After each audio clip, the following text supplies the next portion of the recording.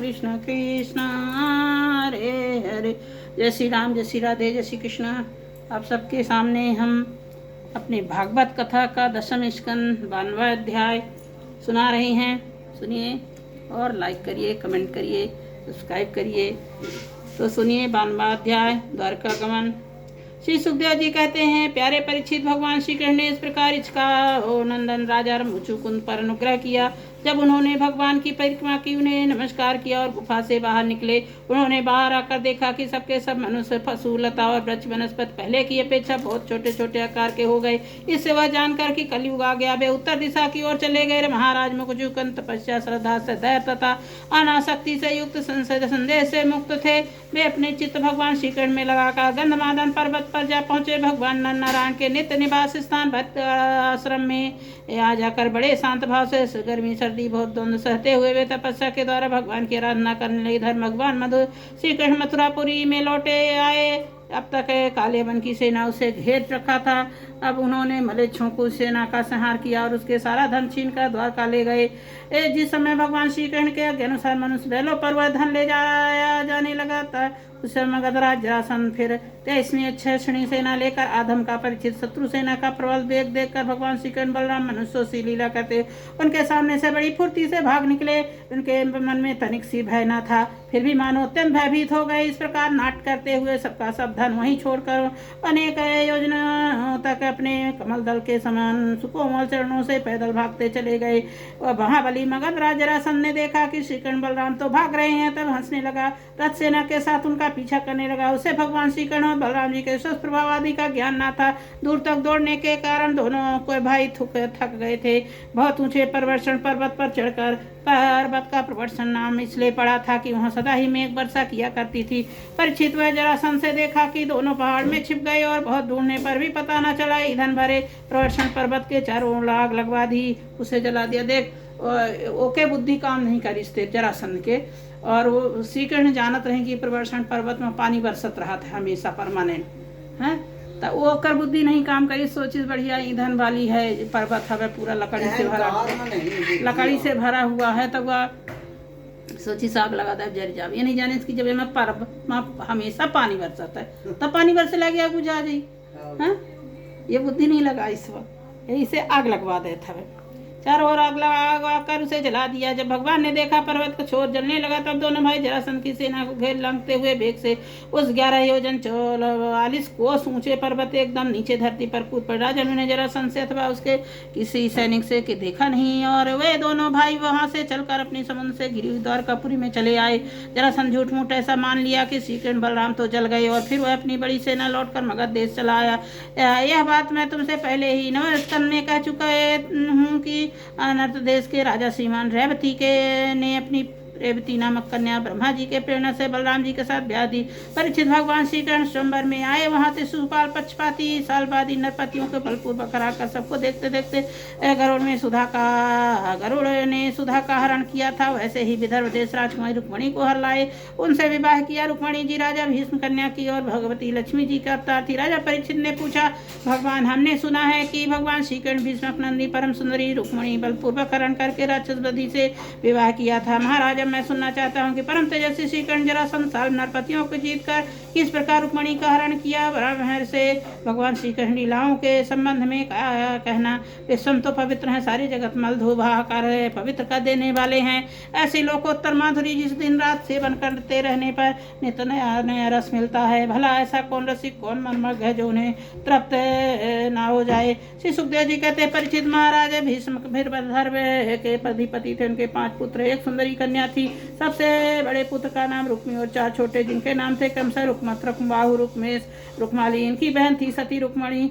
जब उसने भगवान श्री कृष्ण के सुंदर पराक्रम गुण व्यवहार की प्रशंसा सुनी, महल में आने वाले अतिथि प्राय गाया ही करते थे, तब वही निश्चय किया कि भगवान श्री कृष्ण ही मेरे अनुरूप पति हैं। भगवान श्री कृष्ण समझते थे कि रुक्मणी बड़े सुंदर सुंदर लक्षण हैं, वह परम बुद्धिमती, सुंदरता, सौंदर्यशील स्वभाव और गुणों से अद्वितीय, इसलिए रुक्मणी ही मेरे अनुरूप पत्नी है। तो भगवान रुक्मणी से विवाह करना निश्चय किया। रुक्मणी जी के भाई बंधु भी चाहते थे हमारी बहन का विवाह श्री कृष्ण से हो, परंतु रुक्मी श्री कृष्ण से बड़ा द्वेष रखता था, विवाह करने से रोक दिया।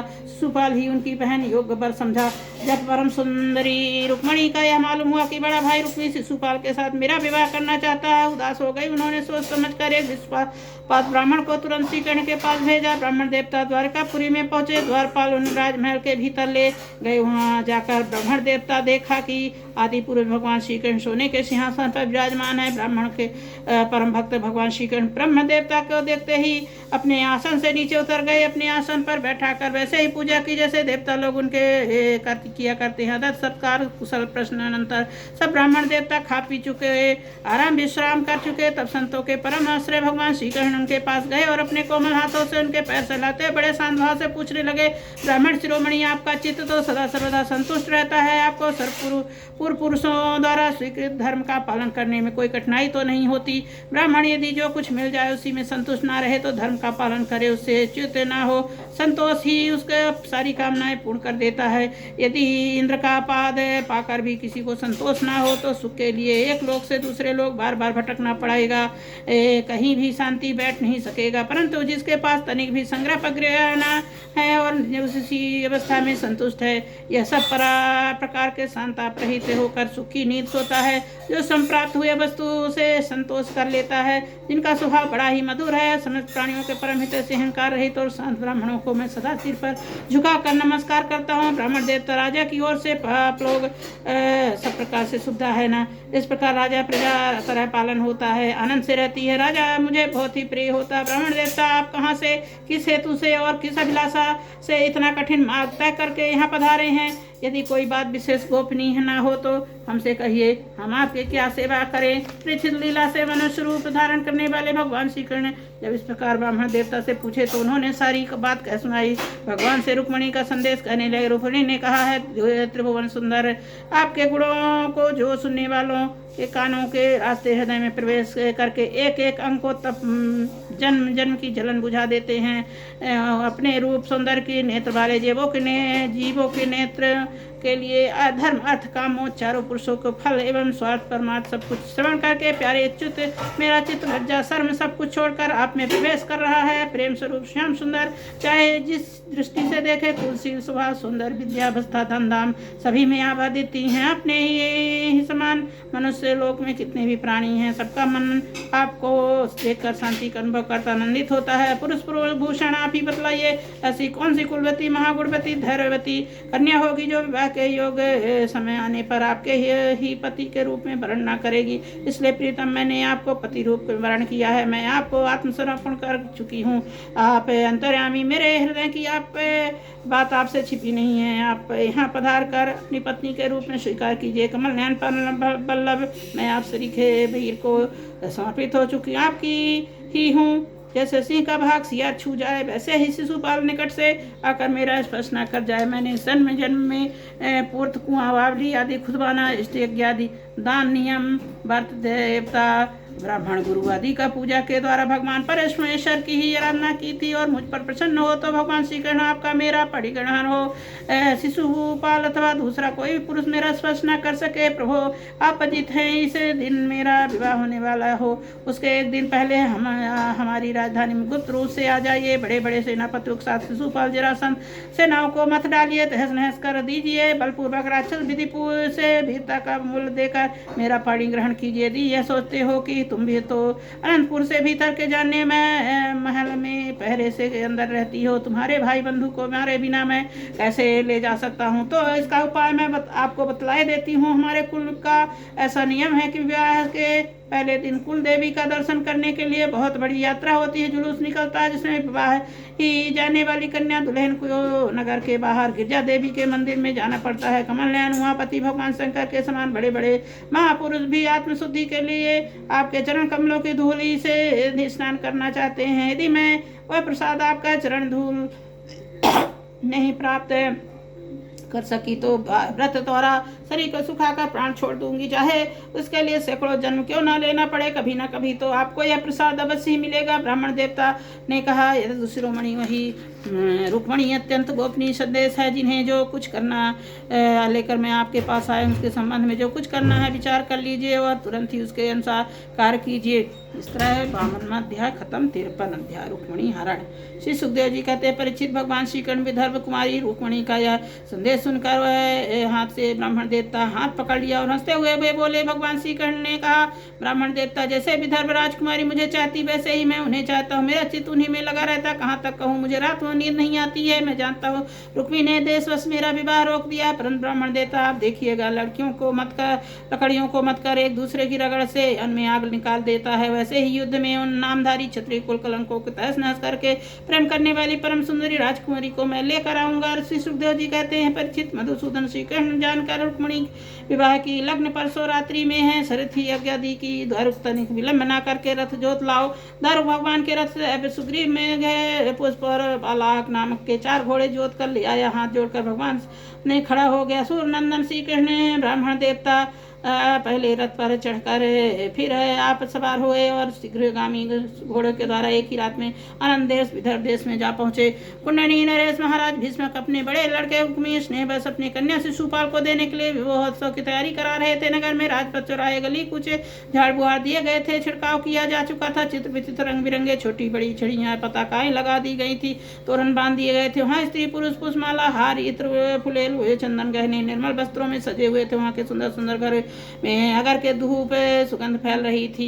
परीक्षित भय राजा भीष्म के पितर और देवताओं का विधि पूर्वक पूजन करके ब्राह्मणों को भोजन कराया। नियमानुसार स्वास्थ्य बच्चन भी शोभित दांतों वाली सुंदरी रुक्मिणी को स्नान कराया गया। हाथ में मंगलसूत्र कंकड़ पहनाए गए, कुंवर बनाने गया, 2 नए नए वस्त्र पहनाए गए, उत्तम उत्तम आभूषण विभूषित हो गए। श्रेष्ठ ब्राह्मणों ने ऋक साम यजुर्वेद मंत्रों से उनकी रक्षा की। स्थर्वेद विद्वान पुरुषोहित गृह शांति के लिए हवन किया। राजा भीष्म कुल परंपरा शास्त्री विधियों को बड़े जानकार थे। उन्होंने सोना चांदी वस्त्र गोड़ में ले हुए तिल गए ब्राह्मण को दान दी। इस प्रकार चेदी नरेश राजा दामघोष ने भी अपने पुत्र शिशुपाल के लिए मंत्र ब्राह्मणों से अपने पुत्र के विवाह संबंधी मंगलकृत कराए।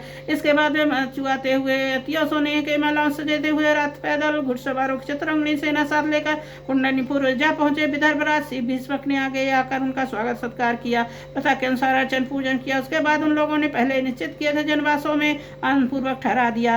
बारात में साल्व जरासंध रथ और पौंड्रक शिशुपाल के सहस्त्रों मित्र नरपति आए थे। राजा श्री कृष्ण बलराम जी के विरोधी थे। राजकुमारी रुक्मिणी शिशुपाल को ही मिले विचार आए थे कि अपने अपने मन में यह पहले ही निश्चय कर रखा, श्री कृष्ण बलराम आदि यदुवंशियों के साथ आकर कन्या को हरने की चेष्टा करेगा, हम सब मिलकर उससे लड़ेंगे। यही कारण था कि राजाओं ने अपनी अपनी पूरी सेना और रथ घोड़े आदि भी अपने साथ ले आए थे। विपक्षी राजाओं को तैयारी का पता भगवान बलराम जी को लग गया। उन्होंने सुना भैया अकेले ही राजकुमारी का हरण करने के लिए चले गए हैं। उन्हें लड़ाई झगड़े की बड़ी आशंका हुई। दिव्य श्री कृष्ण बल विक्रम जानते थे। फिर भातृष्ण ने उनका हृदय भरे आया। वे तुरंत हाथी घोड़े रथ पैदल की बड़ी भारी शत्रुघ्नी सेना लेकर कुंडनीपुर में लिए चल पड़े।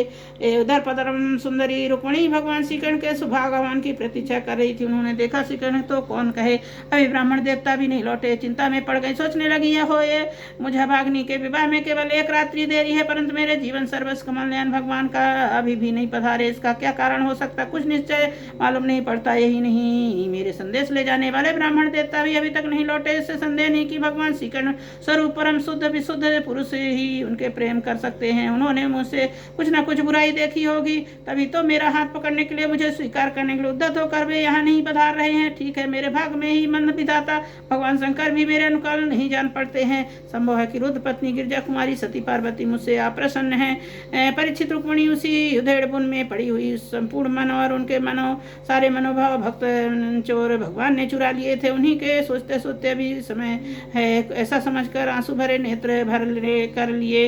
परीक्षित इस प्रकार रुक्मिणी जी भगवान श्री कृष्ण के सुभागमन की प्रतीक्षा कर रही थी।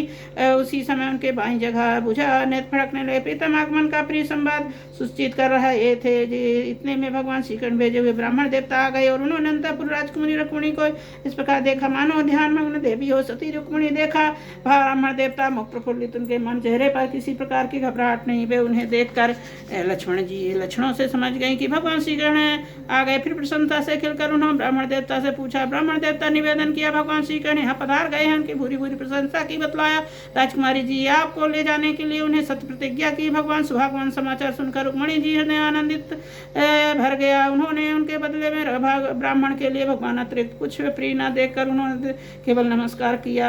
अर्थात जगत के समग्र लक्ष्मी ब्राह्मण देवता को सौंप दी। राजा भीष्मक ने सुने कि ब्राह्मण भगवान श्री कृष्ण बलराम जी मेरी कन्या का विवाह देखने के लिए उत्सुकतावश यहाँ पधारे, तब तुरही भेरी आदि बाजे बजाते पूजा की सामग्री लेकर उन्होंने आगमनी की और मथुरा पर निर्मल वस्त्र उत्तम उत्तम भेंट देकर विधि पूर्वक उनकी पूजा के। भीष्म बड़े बुद्धिमान, भगवान के प्रति उनकी बड़ी यही भक्ति थी। भगवान को सेना और साथियों के सहित समस्त सामग्रियों युक्त निवास स्थान में ठहराया गया था। वह अतिथि सत्कार किया। धर्मराज भीष्म किया निमंत्रण में जितने राजा आए थे उन्होंने पराक्रम, व्यवस्था, बल और धन के अनुसार सारी इच्छित वस्तुएं देकर खूब सत्कार किया।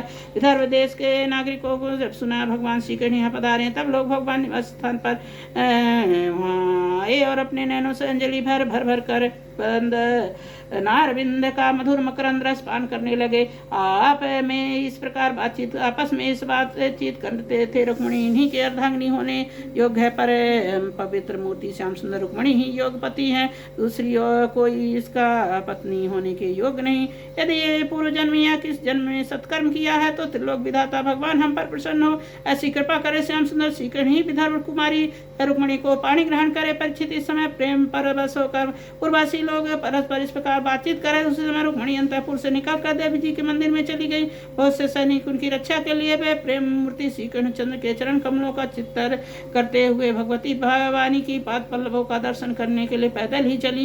वे सम्मोहन थी और माताएं सखी सहेलियां सब ओर से घेरे हुए सूरवीर राज सैनिक हाथों में अस्त्र उठाए कवच पहने उनकी रक्षा कर रहे थे। मृदंग शंख ढोल तुरही और भेरी बाजे बज रहे थे। ब्राह्मण पत्नियां पुष्पमाला चंदन आदि सुगंध द्रव्य कहने कपड़े धजकर साथ चल रही थी। अनेकों प्रकार के उपहार पूजन आदि की सामग्री लेकर शस्त्र श्रेष्ठ भी रंगनाएं भी साथ थी। गवैये गाते जाते बाजे वाले बाजे बजाते चलते थे। सूत मागध बंदी जंतु लहन चारों ओर जय जय जयकार करते बिरध बखनम जा रहे थे। देवी जी के मंदिर पहुंचकर रुक्मिणी जी ने अपने कमल के सदृश कोमल हाथ पैर धोए, आचमन किया। बाहर भीतर पवित्र एवं शांति भाव युक्त होकर अंबिका देवी मंदिर में प्रवेश किया। बहुत सी विधि विधान जानने वाली बड़ी बुढ़िया ब्राह्मणियां उनके साथ भगवान शंकर और अर्धांगिनी भवानी की। भगवान शंकर जी को भी रुक्मिणी जी से प्रणाम करवाया। रुक्मिणी ने भगवती से प्रार्थना की, अंबिका माता आपकी गोद में बैठे हुए आपके प्रिय पुत्र गणेश जी को तथा आपको मैं बार बार नमस्कार करती हूँ। ऐसे आशीर्वाद दीजिए कि मेरी अभिलाषा पूर्ण हो, भगवान श्री कृष्ण ही मेरे पति हो। इसके बाद रुक्मिणी ने जल गंध छत धूप वस्त्र पुष्पमाला हार आभूषण अनेकों प्रकार के नैवेद्य भेंट कर आरती आदि सामग्रियों से अंबिका देवी की पूजा की। तदंतर उक्त सामग्रियों से तथा नमक पुआ पान कंठसूत्र फल ईख से सुहागिनी ब्राह्मणियों को पूजा की। तब ब्राह्मणियों ने उन्हें प्रसाद देकर आशीर्वाद दिया। दुल्हन ने ब्राह्मण और माता अंबिका को नमस्कार किया, प्रसाद ग्रहण किया। पूजा अर्चा की विधि समाप्त होने पर मौन व्रत तोड़ दिया। रात में जटित अंगूठी जगमाते हुए कर कमलों के द्वारा सहेली का हाथ पकड़ के गिरिजा मंदिर से बाहर निकली। परिचित रुक्मिणी भगवान की माया के समान बड़े बड़े वीरों को मोहित कर लेने वाली कटिभा बहुत ही सुंदर पतला मुखमंडल कन्नलों की शोभा जगमगा रही थी। किशोर और तरुण अवस्था की संधि में स्थित थी। नितंब पर जड़ाऊ करधनी शोभामान हो रही थी। वक्षस्थल उभरे हुए उनकी दृष्टि लटकती लको कारण कुछ चंचल हो रही थी। उनके ओठों पर मनोहर मुस्कान थी। दांतों की पाते थी कि कुंदल कली के समान उज्जवल, परंतु पके हुए कुंदरू के समान लाल लाल ओठों के चमक से उस पर भी लालिमा आ गई थी। उनके पाँव के पाजे चमक रहे थे, उनमें लगे हुए घोघे छोटे छोटे घुंघरू रुंझुन कर रहे थे। वे सुकुमार चरण कमलों से पैदल ही राजहंस की गति से चलती उनकी वह पूर्व छवि देखकर आए हुए बड़े बड़े शशि वीर मोहित हो गए। कामदेव ने भगवान का कार्य सिद्ध करने के लिए बाणों में उनका हृदय जर्जर कर दिया। रुक्मिणी जी इस प्रकार उस यात्रा बहाने मंद मंद गति से चलकर भगवान श्री कृष्ण अपना राशि राशि सुंदर निछावर कर रही थी। उन्हें देखकर उनकी खुली मुस्कान लजीली चितवन अपना चित लुटाकर बड़े बड़े नरपतियों एवं वीर इतने मोहित बेहोश हो गए, हाथों में अस्त्र छूटने लगे। वे स्वयं ही रथ हाथी घोड़ों की धरती पर आ गई। इस प्रकार रुक्मिणी भगवान श्री कृष्ण सुखावन प्रतीक्षा करती हुई कमल की कली के समान सुकुमार चरणों से बहुत धीरे धीरे आगे बढ़ा रही थी। अपने बाएं हाथ की उंगलियों में मुख को लटकती हुई अलके हटाई और वहाँ नरपतियों के लजीली चितवन से देखा। श्याम सुंदर भगवान श्री कृष्ण दर्शन हुए। राजकुमारी रुक्मिणी रथ पर चढ़ना ही चाहती थी। भगवान श्री कृष्ण समस्त शत्रुओं को देखते थे। उनकी भीड़ से रुक्मिणी जी को उठा लिया और सैकड़ों राजाओं के सिर पर पांव रखकर उन्हें हाथ पे रथ पर बैठा लिया। ध्वजा गरुड़ का चिन्ह लगा हुआ था। उसके बाद जैसे सियारों के बीच से अपना भाग ले जाए, वैसे रुक्मणी को लेकर भगवान श्री कृष्ण बलराम जी तो वंशियों के साथ वहाँ चले गए। भगवान जरासंध बसवर्ती अभिमानी राजाएं अपना यह बड़ा भारी तिरस्कार यश की आरती कृष्णा से सहन न हुआ। सबके सब चिढ़कर कहने लगे, ओह यह धिक्कार है, आज हम लोग धनुष धारण करके खड़े ही रह गए। वे ग्वाले जैसे सिंह के हाथ के हरिण ले जाए, उसी प्रकार हमारा सारा यश छीन ले गया। जय श्री राम, जय श्री राधे। पावन पुराण की धर्म भक्ति विज्ञान खान की आरती अति पावन पुराण की। महापुराण भागवत निर्मल सुखमुख विगलत निगम कल्प फल परमानंद सुधारस में कल्लीला रति रस रस निधान की। आरती अति पावन पुराण की कलिमल मत नित्रताप निवारिन जन्म मृत्युमय भय भयहारिन सेवत सतत सकल सुखकारिन सुमहासित हरि चरित गान की। आरती अति पावन पुराण की विषय विलास विमोह विनाशिन विमल विराग विवेक विकासिन भागवत तत्व रहस्य प्रकाशिन परम ज्योति परमात्म ज्ञान की। आरती अति पावन पुराण की परमहंस मुनि मन उल्लासिन रसिक हृदय रस रास विलासिन मुक्ति मुक्ति रति प्रेम सुदासिन कथा अकिंचन प्रिय सुजान की। आरती अति पावन पुराण की धर्म भक्ति विज्ञान खान की।